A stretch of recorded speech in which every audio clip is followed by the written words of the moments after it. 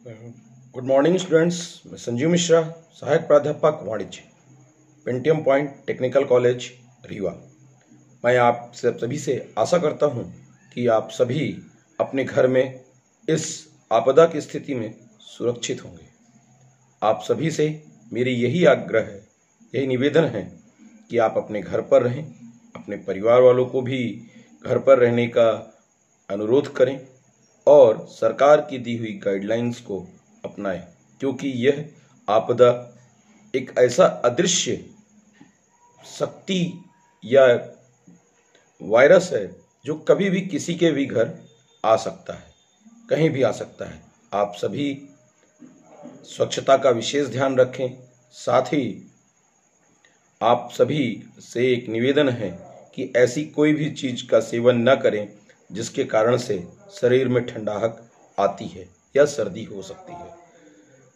तो लेकिन आपसे एक चीज वो कर रहा हूं कि आप सेवन न करें, अर्थात प्रोडक्शन को रोकें। हमारा आज का टॉपिक उत्पादन से संबंधित ही है, उत्पादन प्रबंध। आप सभी जानते हैं कि प्रबंध की एक विशिष्ट शाखा जो कि केवल और केवल निर्माण से संबंधित संस्थाओं से रिलेटेड होती है, वहां पर उत्पादन प्रबंध की गतिविधियां की जाती हैं।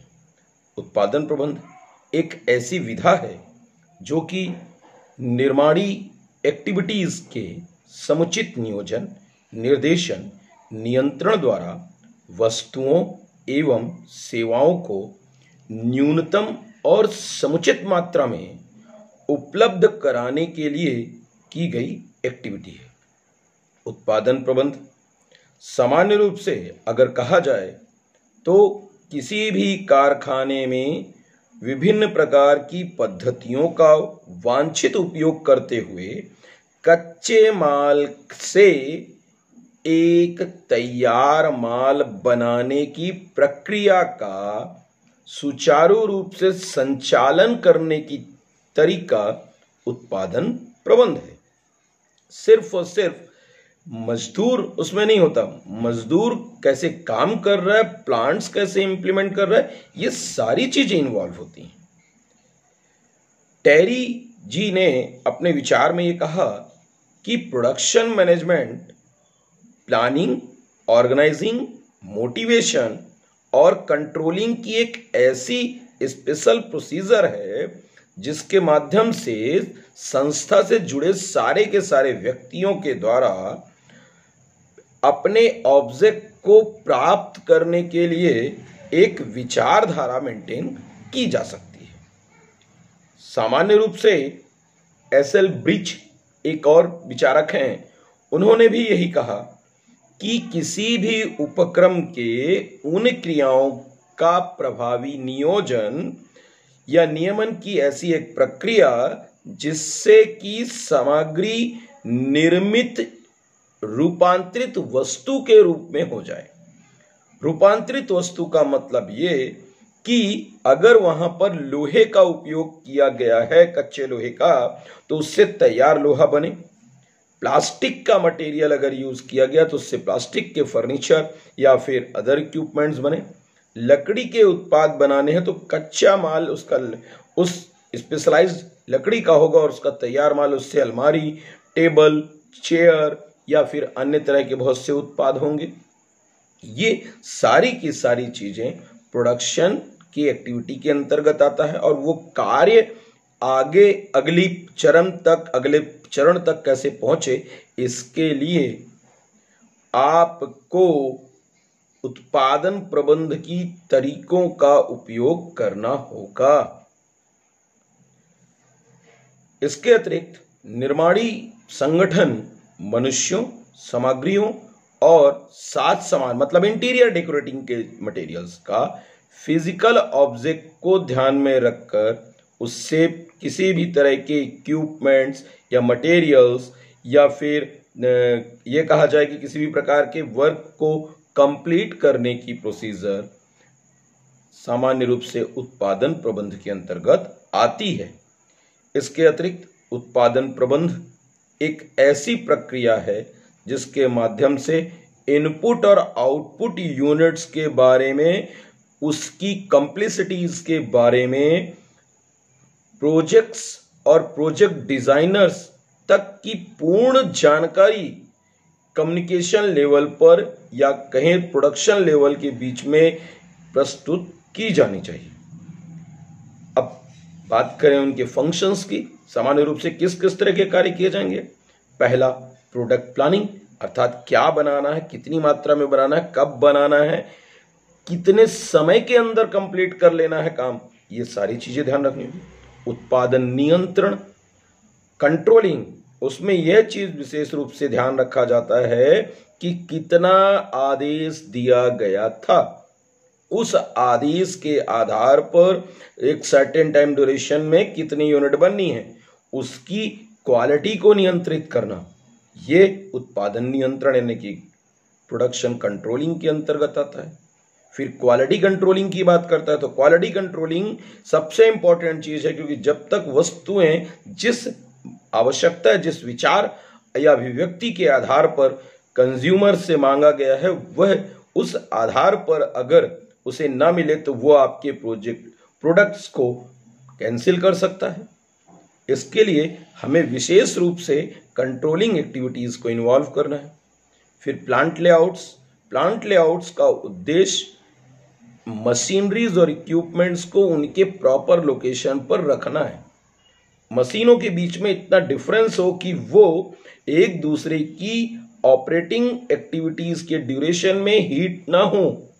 अगर वो आपस में हीट हुए तो वो एक दूसरे के कार्य को इफेक्ट कर सकते हैं। इतना प्रॉपर स्पेस उनके बीच में हो कि उनका तैयार माल एक जगह से एक जगह पर रखा हो तो दूसरे तरह के मशीन्स के काम के स्थान पर जो मटेरियल बचता है या रखा हुआ है उससे मिक्स ना हो।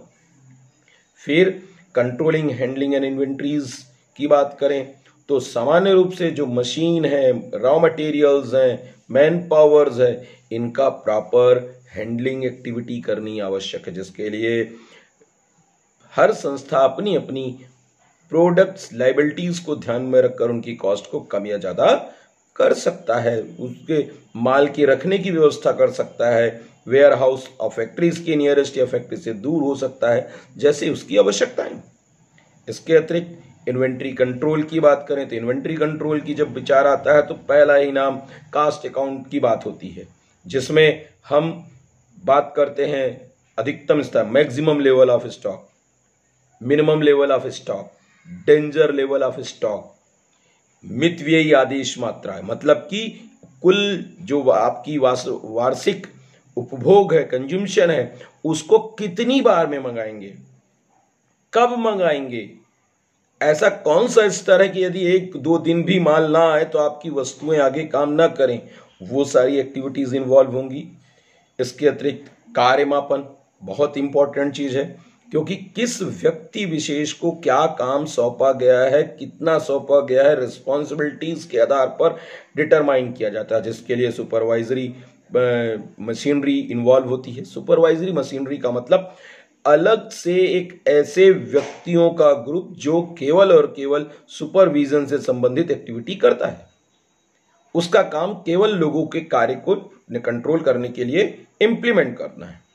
फिर कास्ट कंट्रोल, मशीनों का गलत उपयोग ना हो, सही समय पर उपयोग किया जाए, लेबर्स अनप्रोडक्टिव टाइम पर ना बैठे, लाइट अगर गोल ना हो, ये सब चीजें देखनी है, क्योंकि लाइट्स जाने से भी अनप्रोडक्टिव टाइम बहुत सारा होता है, मतलब एडिशनल आपको इलेक्ट्रिसिटी फैसिलिटीज इन्वॉल्व करनी है।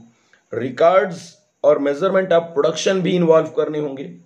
अब ये इसलिए जरूरी है कि किस व्यक्ति विशेष को क्या दायित्व दिए गए थे, कब दिए गए थे, किस लेवल पर उसे कार्य पूर्ण करना था, ये सारी चीजों को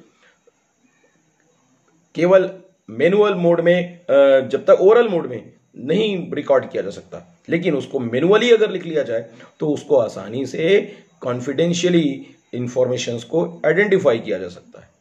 फिर बात करें वेजेस इंसेंटिव मेथड्स की। इंसेंटिव मेथड्स की जब चर्चा होती है तो बहुत सारे इंसेंटिव मेथड्स हैं। उनका उद्देश्य इसलिए भी है ताकि सुपरवाइजरीज को काम कम पड़े और लेबर अपनी स्वेच्छा से इतना बेटर परफॉर्मेंस करें कि संस्था को सुपरवाइजरी के लोगों को हटाकर उस केवल और केवल लेबर्स को इंसेंटिव स्कीम्स के माध्यम से अधिक प्रोडक्शन का कार्य करा सकें। इसके लिए हेल्थ से रोमन, गेंट, इमर्सन और आपके अन्य टेलर, मैरिक विचारक हैं। इन सबकी अलग अलग एक्टिविटीज हैं। सभी अपने अपने विचारों के साथ इन एक्टिविटीज में आपकी मदद करते हैं। आपकी मदद मतलब प्रोडक्शन मैनेजर्स की, लेबर्स की, क्योंकि उन्हें ये इन मेथड्स के माध्यम से अगर थोड़ी भी जानकारी है तो ये पता होता है कि यदि कंपनी के ऑर्डर का वो 80% भी कर लेते हैं, हर जगह अलग अलग, पर 80% भी कर लेते हो तो वो सामान्य मजदूरी पाने के अधिकारी हैं। कुछ जगह तो 2/3 मतलब 67% अराउंड काम हो तो आइडेंटिकल है, कुछ जगह 75% पे आइडेंटिकल है कि वेतन मिलेगा। उससे ऊपर के लेवल पे काम करने पर उन्हें एडिशनल टाइम, या तो काम कंप्लीट कर चुके हैं तो घर जाने का मौका मिल जाता है, या फिर अतिरिक्त पारिश्रमिक के रूप में राशि मिलती है। ये सारी चीजें उसे मोटिवेशनल इम्पैक्ट डालती हैं। हम अगली क्लास पर प्रोडक्शन मैनेजमेंट्स के अन्य एक्टिविटीज की चर्चा करेंगे। अन्य एक्टिविटीज में अन्य लोगों के द्वारा जो प्रोडक्शंस के फंक्शन आइडेंटिकल बनाए गए हैं उन पर चर्चा करेंगे। Thank you.